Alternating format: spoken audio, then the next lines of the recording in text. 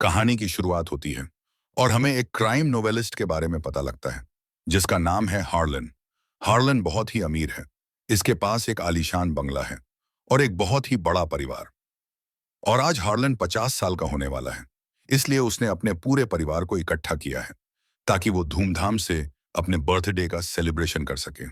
फिर सारे लोग पार्टी करते हैं, लेकिन जैसे ही सुबह में हार्लन की बेटी की हाउसकीपर जाती है उसके कमरे में, वो अपने सामने हार्लन की लाश को पाती है जिसके गले से बहुत सारा खून बहा है। फिर जल्दी ही इस कत्ल की खबर हर जगह फैल जाती है और समय ऐसे ही बीतने लगता है। देखते ही देखते एक सप्ताह का वक्त बीत जाता है। तभी हम हार्लन के केयरटेकर को देखते हैं जिसका नाम है मार्टा। हार्लन के मृत्यु के बाद मार्टा बहुत ही परेशान है क्योंकि वो हार्लन से बहुत क्लोज थी। तभी हार्लन का बेटा कॉल करता है मार्टा को, जिसका नाम है वॉल्ट ग्वेन। फिर वॉल्ट मार्टा को कहता है कि तुम्हें घर आना पड़ेगा क्योंकि कल यहाँ पर पुलिस वाले आने वाले हैं और वो पूरे परिवार वालों से पूछताछ करेंगे और उसके साथ साथ उन सारे लोगों से जो इस महल में काम करते हैं। तब मार्टा भी आने के लिए मान जाती है और अगले दिन दो डिटेक्टिव यहाँ पर आते हैं जिनका नाम है लेफ्टिनेंट एलियट और वैगनर। फिर ये सबसे पहले पूछताछ करते हैं हार्लन की बड़ी बेटी से जिसका नाम है लिंडा।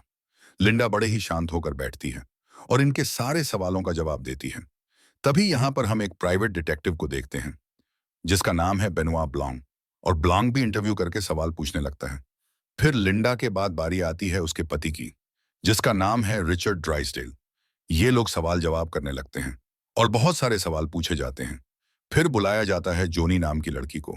जोनी हार्लन की मृत्यु के बाद विधवा है, यानी वो एक विधवा है। फिर डिटेक्टिव इससे भी सवाल जवाब करने लगते हैं। फिर जोनी के बाद बुलाया जाता है उसकी बेटी को जिसका नाम है मैग, की उम्र बहुत कम है। फिर भी लोग उससे बहुत सारे सवाल पूछते हैं और तब बुलाते हैं वॉल्ट को और वॉल्ट से भी सारी बातें पूछी जाती हैं। इन सारे लोगों को दो बार बुलाया जाता है। पहली बार इसे लेफ्टिनेंट एलियट सवाल जवाब करता है, लेकिन दूसरी बार ब्लैंक आता है इनके पास और वो इंटरव्यू करके सबसे सवाल जवाब करता है। लेफ्टिनेंट एलियट का मानना है कि हार्लन ने खुद खुशी की मौत ली है, लेकिन ब्लैंक का ऐसा बिल्कुल भी मानना नहीं है। जब वो सारे लोगों से बात करता है तब सबको बताता है कि हार्लन की बर्थडे वाली पार्टी की रात में ही मौत हुई है और मुझे लगता है कि उसके परिवार के किसी सदस्य ने उसका कत्ल किया है, या फिर उसे मौत के बारे में सारी बातें बताता है। फिर वो सबके रिलेशन के बारे में जानना शुरू करता है। तब उसे पता लगता है कि हार्लन के ताल्लुकात घर के ज्यादातर सदस्यों के साथ बहुत ही खराब थे। तब ब्लैंक बात करना शुरू करता है मार्टा के साथ और बातों ही बातों में उसे पता चलता है रिचर्ड के बारे में, कि जिस दिन हार्लन की मौत हुई उस दिन रिचर्ड गया था उसके ऑफिस में, क्योंकि हार्लन को पता लग गया था कि रिचर्ड का बाहर अफेयर चल रहा है और उसकी एक वीडियो आ गई थी हार्लन के पास। तब हार्लन बहुत ही ज्यादा गुस्से में था क्योंकि रिचर्ड उसकी बेटी पर चीट कर रहा था और लड़ाई झगड़ा बहुत देर तक चला। और मार्टा जब ये सारी बातें बता रही होती है, इस बीच वो उल्टी करने लगती है क्योंकि जब भी वो झूठ बोलने की कोशिश करती है उसे उल्टी आने लगती है।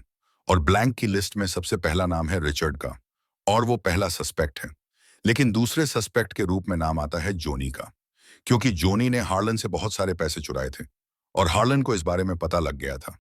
तब हार्लन ने जोनी को कट कर दिया कि आगे वो उसके पैसे कभी ना चुरा सके। और इस बात से जोनी बहुत ही ज्यादा गुस्से में थी और इस चीज को देखते हुए अब ब्लैंक ने जोनी का नाम रखा है नंबर 2 पर। फिर तीसरा नाम आता है वॉल्ट का, क्योंकि उसका भी उसके पिता के साथ झगड़ा हुआ था और हार्लन इतना ज्यादा गुस्से में था कि उसने पब्लिशिंग कंपनी से वॉल्ट का नाम ही हटा दिया। और इस चीज को देखते हुए अब ब्लैंक ने उसका नाम रखा है तीसरे नंबर पर। लेकिन उनका चौथा सस्पेक्ट रैनसम ड्राइसडेल है। रैनसम लिंडा का बेटा है और तीसरा था हार्लन की मौत हुई उस रात रैनसम का भी झगड़ा हुआ था हार्लन के साथ, क्योंकि रैनसम की हरकतें भी बहुत ही अजीब हैं। फिर ब्लैंक बात करता है लेफ्टिनेंट एलियट से और जितने भी लोगों ने उससे बात की है वो उन सारी बातों को फिर से सुनता है, उन्हें भी सुनता है और कड़ी से कड़ी जोड़ने लगता है कि आखिर कौन गलत बोल रहा है और कौन सही और उनके मंसूबे क्या हैं। फिर वो उस रात को रिकॉल करने लगते हैं जब हार्लन की मौत हुई थी। जैसे ही पार्टी खत्म हुई, मार्टा हार्लन को लेकर उसके कमरे में, और इस वक्त जोनी मेडिटेशन कर रही थी। तभी एक आवाज सुनाई पड़ी कि नीचे जमीन पर कुछ गिरा है। फिर वो गई हार्लन के कमरे में चेक करने के लिए कि क्या हार्लन ठीक है या नहीं। तब हार्लन ने दरवाजा खोला और बताया कि सब कुछ ठीक है, बस मेरा गेम बोर्ड नीचे गिर गया था। तब इस बात को सुनने के बाद जोनी वापस। तभी हम लिंडा और रिचर्ड को देखते हैं जब ये दोनों सो रहे थे तब रिचर्ड को पहले नींद आ गई थी, लेकिन लिंडा सो नहीं पा रही थी। इसी बीच आधी रात में इन लोगों ने मार्टा को देखा। वॉल्ट बाहर सिगार पी रहा था और उसके साथ उसका बेटा भी था, जिसका नाम था रैंसम। वॉल्ट ने देखा कि हार्लन नीचे आ रहा है। तब उसने उससे कहा कि आधी रात में नीचे नहीं आना चाहिए। फिर हार्लन अपने कमरे में वापस चला गया। और अब इन सारी बातों को सुनने के बाद ब्लैंक सोच में पड़ जाता है और अपने सारे सस्पेक्ट्स के बारे में सोचता है। फिर वो रैंसम के बारे में पूछता है। तब लेफ्टिनेंट एलियट बताता है कि रैंसम पहले ही पार्टी से बाहर चला गया था। वो बीच रात में घर पर था भी नहीं। उसका हैरलन से झगड़ा हुआ और वो चला गया। तब ब्लैंक एक बार फिर से पूछताछ शुरू करता है और लेफ्टिनेंट एलियट एंड ब्लैंक बहुत देर तक बातें करते हैं। अब तक ब्लैंक ने जो सोचा था, लेफ्टिनेंट एलिट की पूरी बात सुनकर उसे लग रहा है कि कहानी में जरूर कुछ ना कुछ मिस्टेक है, क्योंकि इस कहानी के मुताबिक कोई भी सस्पेक्ट नहीं लग रहा कि किसी ने भी हैरलन को मारा हो। तब ये लोग निश्चय करते हैं कि हमें सच्चाई तक सिर्फ और सिर्फ एक ही लड़की लेकर जाना सकती है, और वो है मार्टा, क्योंकि मार्टा भी रात में मौजूद थी और वो हमें सच्चाई बता सकती है। तब ये लोग फिर से मार्टा से बातें करने लगते हैं और मार्टा यहाँ पर बहुत सारे खुलासे करती है कि उस रात जब वो हार्लन के कमरे में गई थी तब उसे उसकी दवाइयां देनी थी, लेकिन इसी बीच दवाइयां नीचे गिर गईं और मार्टा ने हार्लन को इंजेक्शन दे दिया। तब उसे एहसास हुआ कि शायद उसे ओवरडोज दे दिया है। फिर उसने हार्लन को कहा कि हमें हॉस्पिटल जाना चाहिए। तब हार्लन कहने लगा कि नहीं बचूंगा, और अगर हम हॉस्पिटल गए तो तुम लंबे फंस जाओगी। लेकिन मार्टा ने कहा कि हम ऐसा नहीं कर सकते, मुझे इस बात की कोई परवाह नहीं है। अगर आपको हॉस्पिटल नहीं जाना तो मैं नीचे से किसी को बुलाती हूँ। तब हार्लन ने उसे वैसा भी नहीं करने दिया। लेकिन इन चीजों को देखने के बाद मार्टा बहुत ही ज्यादा पैनिक करने लगी और वो कमरे से बाहर जाने की कोशिश कर रही थी। तभी उसका पैर टकरा गया हार्लन के पैर से और वो तब से दी जमीन पर गिर गई। और इसी आवाज को जोनी ने सुना था। इस आवाज को सुनने के बाद वो ऊपर आई तो हार्लन ने उसे झूठ कहा कि उसका गेम बोर्ड नीचे गिर गया था।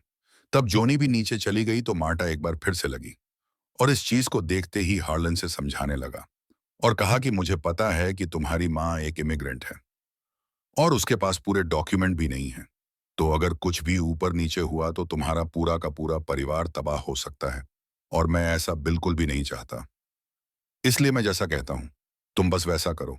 अभी तुम सबके सामने यहां से बाहर निकल जाओ और आधी रात में गाड़ी से वापस आना, और गाड़ी को ऐसी जगह पार्क करना कि वो सीसीटीवी सर्विलांस में ना आए।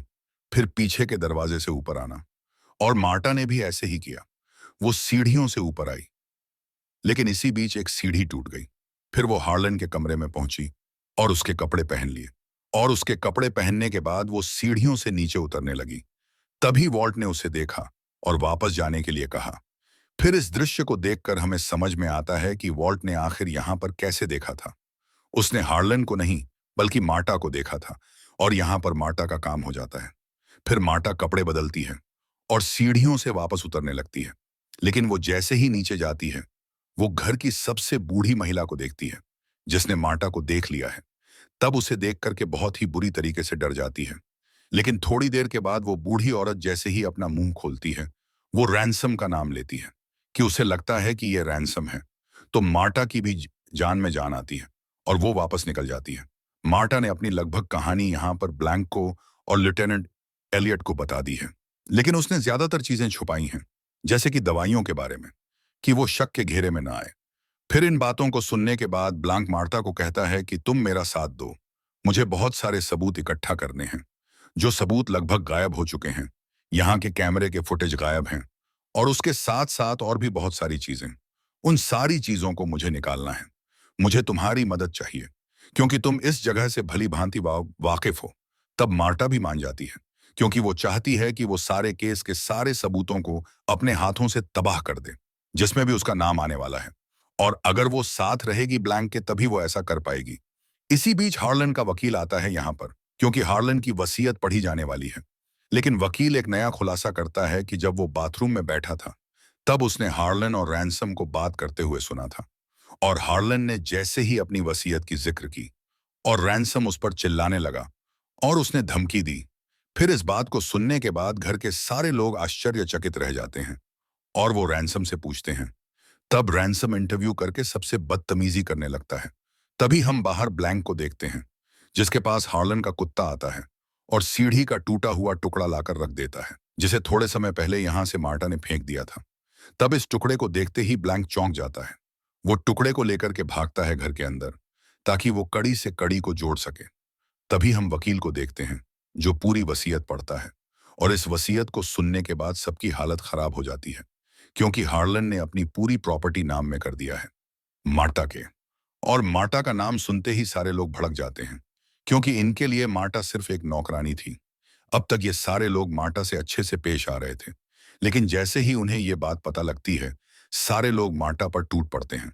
वो उसे डायन कहते हैं और इस एक से एक गंदी गालियां देते हैं कि उसने उनके पिता को बेवकूफ बनाया था। तो मार्टा बाहर जाने लगती है, लेकिन ब्लांक करके सब उसके पास जाते हैं और विवश करने लगते हैं कि वो पूरी प्रॉपर्टी इन्हें वापस दे। तभी रैंसम अपनी गाड़ी लेकर आता है और मार्टा को अंदर बैठाता है और लेकर के यहां से कहीं दूर निकल जाता है। फिर जाकर के ये लोग बैठते हैं एक डाइनर में। रैंसम को पता है कि जब मार्टा झूठ बोलती है, तब उसे उल्टी होती है। फिर रैंसम मार्टा को बेवकूफ बनाना शुरू करता है और धीरे धीरे इस चीज का आकलन कर लेता है कि कहीं ना कहीं मार्टा जानती है हार्लन के मृत्यु के बारे में, और उसकी मौत की एक कड़ी वो भी है। फिर इन बातों से वो मार्टा को डरा देता है और एक डील करता है कि अगर मार्टा यहां से आजाद होना चाहती है, तब उसे सारी प्रॉपर्टी रैंसम को देनी पड़ेगी। क्योंकि अब रैंसम लगभग बातें जान चुका है कि मार्टा और हार्लन के बीच क्या हुआ था, तो मार्टा घर पहुंचती है, लेकिन अब पूरी थ्रॉम्बे फैमिली उसके पीछे है। ये सारे लोग प्लानिंग कर रहे हैं कि मार्टा से वो पूरी प्रॉपर्टी कैसे वापस लेंगे। वो इंटरव्यू करके मार्टा को कॉल करके परेशान करते हैं। तभी ये खबर टीवी पर भी चली आती है और अब ये बात पूरी दुनिया को पता लग जाती है कि सारी प्रॉपर्टी मार्टा को मिल गई है। और सारे न्यूज चैनल वाले आ चुके हैं मार्टा के घर के बाहर। और मार्टा इस चीज को देखकर डर रही है कि कहीं लोग उसके मां का जिक्र न कर दें। फिर वो मीडिया वालों से बचने के लिए पीछे के दरवाजे से जा रही होती है। तभी उसके पास ब्लैंक आता है और वो धमकी देने लगता है, अगर उसने प्रॉपर्टी वापस नहीं की तो वो पुलिस वालों को बता देगा कि उसकी माँ एक इमिग्रेंट है, तब उसकी माँ को जेल जाना पड़ेगा। और ये बातें वाकई में डराती हैं। तभी मार्टा अपने मेल बॉक्स को चेक करती है, तो उसे अंदर हार्लन की रिपोर्ट मिलती है, वो भी टॉक्सिकोलॉजी रिपोर्ट, जिसे लेकर के वो जाती है रैंसम के पास। रैंसम इसके बारे में ज्यादा बातें जानता है और कहती है कि मुझे समझ में नहीं आ रहा कि ये रिपोर्ट किसने और क्यों भेजी है और कौन मुझे डराना चाहता है। मुझे लगता है कि हम दोनों के अलावा भी किसी को पता है कि उस रात कमरे में क्या हुआ था। तब रैंसम कहता है कि हम उस लेबोरेटरी में चलें जहां पर इस रिपोर्ट को बनाया गया है। लेकिन जैसे ही ये दोनों पहुंचते हैं, उन्हें पता लगता है कि किसी ने पूरा लैब को आग लगा दिया है। मार्टा के फोन पर एक संदेश आता है, जिसमें एक एड्रेस है। फिर ये दोनों कुछ बोलते इससे पहले देख लेता है। तब ये दोनों भागने लगते हैं। ब्लैंक का पीछा करता है। ये भागते जाते हैं और ब्लैंक का पीछा करते जाते हैं। फिर बहुत देर के बाद ये लोग कार को पकड़ लेते हैं और अंत में रैंसम को अरेस्ट कर लेते हैं। तब रैंसम मार्टा को बताता है कि मेरी बात हुई रैंसम दादी से, और उसने बताया कि उसने रात को रैंसम को देखा था सीढ़ियों से नीचे उतरते हुए। और इतनी इंफॉर्मेशन काफी है इस पर कार्यवाही शुरू करने के लिए, इसलिए हमने रैंसम को अरेस्ट किया है। लेकिन वो मार्टा को घर छोड़ने जा रहा है, तो मार्टा रास्ते में रुकती है और उस लोकेशन पर जाती है जहां पर ब्लैकमेलर ने उसे बुलाया। लेकिन अंदर जाते ही वो घर की एक और नौकर को देखती है, जिसके हाथ बंधे हुए हैं। तो मार्टा उसके पास जाती है। फिर वो औरत बताती है कि उसी के पास टॉक्सिकोलॉजी रिपोर्ट थी, लेकिन इसे किसी ने जहर दे दिया है, इसलिए वो मरने लगती है। तो मार्टा उसे बचाने की कोशिश करती है, लेकिन अंत में मर जाती है। और इसके मृत्यु से अब मार्टा बहुत ज्यादा परेशान है, इसलिए वो पहुंचती है ब्लैंक के पास और अपनी पूरी कहानी बताती है, ये भी कि वो घर वालों को भी कहानी बता देगी। वो इस बात को नहीं छुपाना चाहती। फिर वो निश्चय करके घर पहुंचती है कि वो सबको सच्चाई बताएगी। लेकिन सबको सच्चाई बताने से पहले वो ब्लैंक को देती है टॉक्सिकोलॉजी रिपोर्ट, जिसमें पूरी की पूरी रिपोर्ट है। फिर ब्लैंक रिपोर्ट को पढ़ने लगता है और मार्टा जाती है पूरे परिवार के सामने कन्फेस करने। लेकिन मार्टा कुछ बोलती इससे पहले ब्लैंक आकर के उसे रोक देता है और कहता है कि मुझे कुछ और पता लगा। फिर वो अपनी कहानी बताना शुरू करता है कि इस रिपोर्ट में जितनी मॉर्फिन है, वो जरूर किसी ने बाहर से डाली है, और वो कोई और नहीं बल्कि रैंसम। जब उसका झगड़ा हुआ हार्लन के साथ, तब वो पूरे परिवार वालों को दिखा करके घर से बाहर चला गया।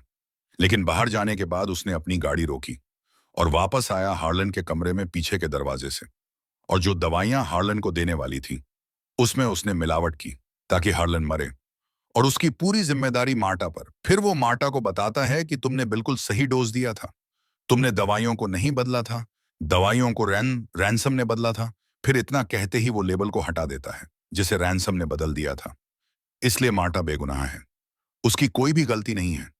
फिर ब्लैंक बताता है कि आज तक किसी को पता नहीं लगा कि मुझे किसने हायर किया था, लेकिन मुझे रैनसम ने हायर किया है, और जानबूझकर किया, क्योंकि उसने अखबार में देखा कि सबका यही मानना है कि हार्लन ने खुद खुशी की मौत ली है। तब उसने मुझे हायर किया ताकि मैं तुम्हें पकड़ूं, और वो तब से अपनी प्लानिंग पर काम कर रहा है। जब सारे लोग हार्लन के फ्यूनरल में थे, तब वो हार्लन के कमरे में वापस गया था ताकि दवाइयों के जैसा कर दे ले।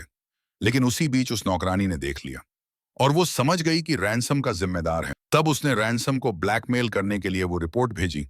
लेकिन तब तक रैनसम को पता लग गया था कि तुम अपनी आप को जिम्मेदार मानती हो हार्लन के मृत्यु का। तब उसने वो रिपोर्ट तुम्हें भेजी, और इसी बीच हो गया उस नौकरानी के पास, और मॉर्फिन की ज्यादा डोज दे दिया और कुर्सी से बांध दिया, ताकि जब तक तुम उसके पास पहुंचो उसकी मौत हो जाए।